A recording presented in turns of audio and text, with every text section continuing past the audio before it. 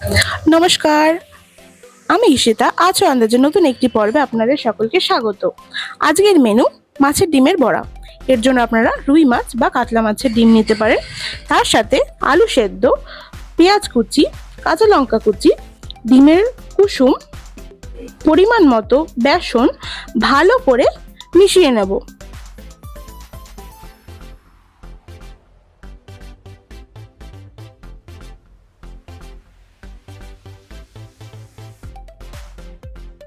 এতে আন্দাজ মতো নুন এবং আন্দাজ মতো আদা বাটা দিয়ে ভালো করে সবকিছু একসাথে মেখে নেব।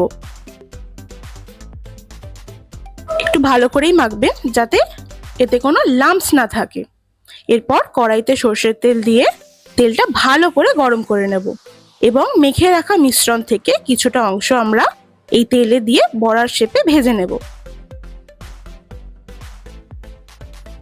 আঁচটা একটু বাড়িয়ে দিয়ে বড়াগুলো ভালো করে ব্রাউন করে ভেজে নেব যাতে ভেতর কাঁচা না থাকে। বড়া ভাজা হয়ে গেলে তেল ছেঁকে আমরা বড়াগুলো তুলে নেব। বড়া তুলতে গিয়ে একটা আধটা পড়েও যেতে পারে, তাতে কোনো অসুবিধা নেই, আবার আপনারা তুলে নেবেন। ব্যাস, আমাদের বড়া রেডি। খেয়ে কেমন লাগলো অবশ্যই জানাবেন। ভিডিওটা যদি ভালো লেগে থাকে তাহলে please like, share and subscribe. ধন্যবাদ।